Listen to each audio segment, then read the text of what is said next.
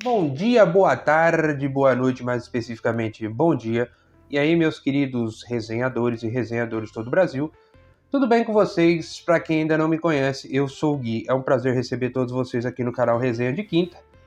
Bom, demorou, né? Demorou pra gente ter o nosso primeiro querido episódio do The Last of Us com algum tipo de polêmica, demorou pro pessoal polemizar os negócios. A gente entende ambos, né? Tanto o lado de quem reclamou, tanto o lado de quem não precisou reclamar. Hoje a gente vai conversar, fazer uma resenha hoje. Eu estou tentando fazer umas resenhas mais curtas, mais tranquilas, mais práticas sobre o episódio 3 de The Last of Us que saiu nesse domingo às 11 da noite. Caralho, domingo, 11 da noite é um puto horário foda, né, velho? É verdade. Mas enfim, vamos lá então, meus amigos. Fiquem até o final. A opinião de vocês é sempre muito bem-vinda.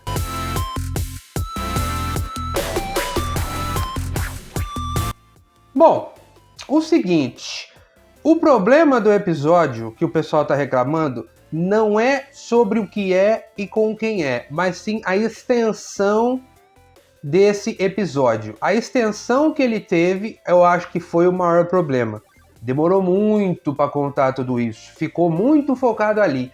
Então eu entendo o pessoal que está reclamando nisso, de ter ficado focado muito tempo ali no Bill e no Frank, tá? E não por, né, eles serem homossexuais, e porque eles são um casal e tal. Isso, para mim, é a opinião do Gui do Resenha de Quinta.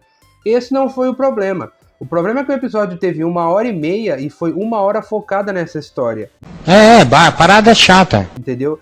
Eu entendo, eles têm que adaptar, lembrando bem, tem que ser uma adaptação, porque se você quiser igual, perfeitamente igual, tem que ver a gameplay, porque sim, eles vão adaptar algumas coisas diferentes. Alguns reclamaram que teria a cena do Baiacu, né, na escola, teria a cena do Joey ficado pendurado. Pode ser que ela até aconteça depois. A questão é que a mais plausível para mim das reclamações é que estendeu demais a duração da história. Eu acho que meia hora ali acho que estaria de bom tamanho. Mas, ok. Episódio 3 vai até março, vai até o 10º episódio, então ok. O próprio Neil Druckmann falou que se ele fosse colocar exatamente igual ao Zog, em 5 episódios ele fazia a série. Com certeza. Enfim, já tá muito bem adaptado, já tá muito bem. A gente já sabe que os 2 primeiros episódios, o terceiro também foi bem interessante. Pra gente falar um pouco sobre esse episódio, certo? No começo do episódio a gente tem Joel e Ellie continuando indo pra casa do Bill, tá? E do Frank, pra poder conseguir recursos e tal, pra conseguir chegar até o Tommy, onde ele quer levar a Ellie pra ter informações pra onde precisa chegar da base dos vagalumes. No fim das contas, tá? Eles entram numa loja onde o Joel guarda, né? Ele guarda alguns lugares ali. O Joel acaba mostrando pra ela que o governo na época também não era aquelas coisas maravilhosas, né? Como nunca foi. Ele simplesmente acabava tirando a vida de algumas pessoas que não eram infectadas, né? Que nem doentes estavam, só porque não cabiam mais no refúgio, não tinha mais espaço pro local seguro, né? Para zonas de quarentena. Cambada de filho das putas. Então, a partir dali, a gente vê um começo até um pouco diferente, assim, um pouco foi bem andado, foi bem legal. O Joel e a Ellie chegam até essa lojinha onde ele guardou, ele estocou algumas coisas para levar. Ele tava procurando a entrada, a Ellie vai até uma sala lá vazia e acha meio que um alçapão. Ela entra lá, tem uma parte de baixo e tal. Ela tá procurando algo quando ela consegue achar o seu OP, né, seu absorvente interno. Afinal, é uma menina de 14 anos. Enfim, ela acha tal, quando ela ouve um barulho meio, né, umas estaladas. Nessa hora eu falei, ih, rapaz! Fudeu de vez! Né? Mas, no fim das contas, a gente vê que lá no final desse lugar onde ela estava, ocorreu um deslizamento, um desabamento, né? Caiu, foi tudo. E tinha um rapaz, né? Tinha um rapaz lá embaixo, preso, né? Um semi-instalador, né? Eu não lembro, eu não sei se é um runner, um stalker, enfim. O cara lá, ele tava lá, o bicho meio que, né? Vivo, mas soterrado. Aí ela vê uma coisa, eu achei interessante, corajosa, chegou lá perto e tal, catou a faquinha dela, deu, né, foi fazer a sobrancelha do rapaz, aí foi lá fazer a sobrancelha do rapaz. Que demais! Aí sai aquele algodãozinho, né, da testa. Eu sei, é o cordyceps e tal, mas enfim, parece um algodão pra mim. Enfim, Nisso, ela abre tal, e, né, acaba com o sofrimento dele.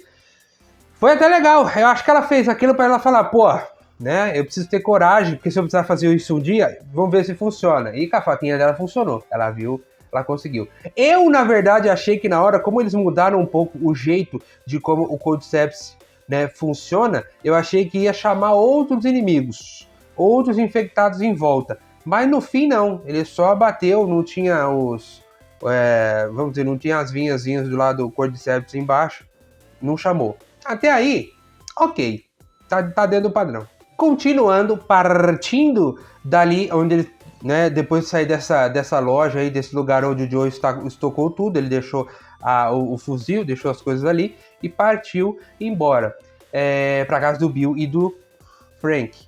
E aí conta-se a história do Bill e do Frank. Aparece o Bill em 2003, quando teve a evacuação de quarentena e tal, ele ficou na casa.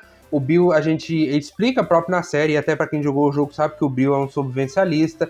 Ele é um cara que... aqueles caras americanos que gostam de criar bunker, já se preparando pro apocalipse, cheio de armas, cheio de coisas, de recursos para se manter caso a civilização venha abaixo. Foi exatamente o que aconteceu, né? Dessa vez, os militares pegam todo mundo, sai fora, vai embora, e aí o Bill acaba ficando ali.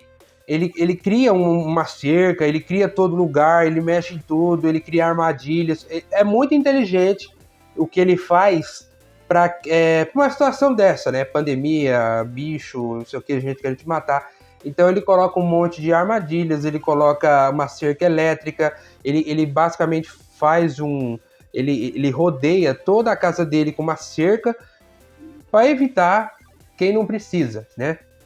Não que se evitaria pessoas humanas, talvez, mas pelo menos os bichos provavelmente seguraria bem. Muito interessante, aí ele vive e tal, até que um dia toca, né, a campainha dele e ele vê que alguém caiu num buraco, caiu numa armadilha dele. Quando ele vai lá, é assim que ele acaba conhecendo o Frank, que acaba caindo dentro do buraco, tá perto de um buraco.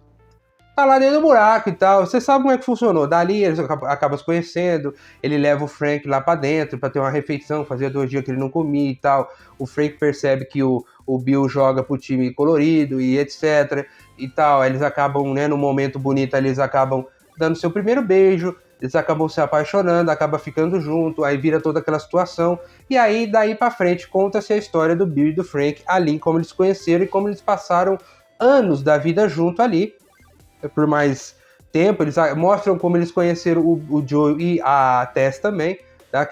O Frank, ele mantinha contato com outras pessoas pelo rádio, ele queria ainda ter amigos. O Frank, na verdade, ele era um pouco mais positivo, ele buscava algo novo, ele buscava uma coisa mais tranquila. O Bill, ele já é aquele cara mais fechadão, não, é pouco recurso, a gente tem que economizar, porque não sei o que. É chato pra caralho, por isso. Entendeu? Então, os dois eram diferentes, isso acabou sendo legal. Como eu falei, eu acho que o que pegou um pouco foi a demora de tudo isso. A extensão foi um pouco demais, porque os 2 primeiros episódios foi corrido, foi gostoso. O terceiro eles deram uma parada. Dá pra se entender, tá? Porque a terceira parada ali, eles precisaram parar pra não acabar muito rápido, eu acredito. Desagradou muita gente, algumas pessoas achou o episódio perfeito. De qualquer forma, é gosto, tá? A opinião sua sempre vai ser a sua. Então, você pode deixar aqui, você pode deixar na HBO, você fica à vontade, que ela vai ser válida para você e para quem concorda. Exatamente. Bom, no fim das contas, contou-se essa história toda. Como é uma resenha sobre o episódio completo, então óbvio que a gente vai ter que dar os spoilers aqui, até porque não faz sentido conversar sobre isso sem conversar total. Afinal, tá todo mundo assistindo. Se você não assistiu ainda, tu volta aqui, assiste, deixa seu like, se inscreve como sempre. Bom, continuando, foi tudo aquilo, contou toda a história do Bill e do Frank. No final, a gente vê um final triste, né? A gente se envolve até com o personagem, que de uma forma a gente acaba ficando triste pelo jeito que acabou. O Frank ali ficou doente, o Bill cuidou deles até depois dele estar um pouco mais velhinho. E no fim das contas, o Frank pediu um último dia com o Bill, que no final ele ia colocar um pozinho ali no vinho pro rapaz não acordar no outro dia. O Bill acabou tomando também, e os dois acabou ficando na cama e deixando um bilhete pro Joel.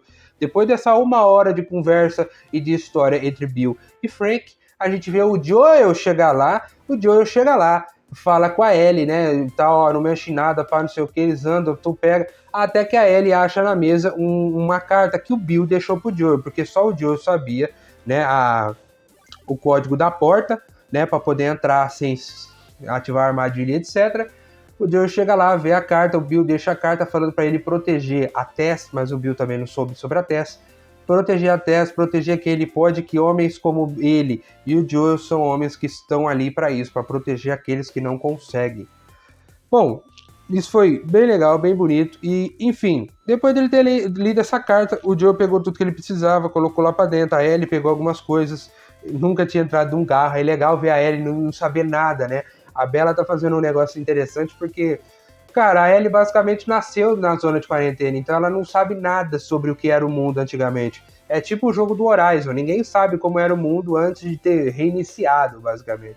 Enfim, muito bacana até aí, eles vão partir para continuar a jornada até o Tommy, e até então, cara, eu imagino que no próximo episódio aqui, né, meu tiro certeiro, eu acho que ou vai aparecer mais infectado ou vai aparecer gente, né? Porque a gente sabe que no The Last of Us, além dos infectados todos, também a gente tem os trombadinhas da rua, né? O pessoal, os saqueadores, tem os assaltantes, enfim. Vai pra cadeia, otário! Então eu acho que logo logo vai aparecer. E eu quero ver como isso vai ficar, até porque o próprio Neil Druckmann falou que o Joel vai ser um pouco mais humanizado. Ele não vai ser aquele cara que sai matando todo mundo igual a gente faz no nível hard, ou ver os caras fazer naqueles speedrunner do The Last of Us, né? Enfim, vamos ver como é que vai ficar isso aí. Episódio 3 desagradou muita gente, eu não vou deixar de assistir por causa disso, não sei vocês, tá? Então, show de bola. É isso. Eu gostei do episódio. Claro que pra mim a nota é um pouco mais baixa que o outro. Eu não vou ser hipócrita e falar que eu achei maravilhoso o episódio. Achei legal, achei uma história bonita, porém é extenso demais. Fora isso, bacana. Próximo episódio, vamos nessa. Um abraço, boa semana a todos. E você que gostou, deixe o seu like. Vamos resenhar como sempre. Um abraço.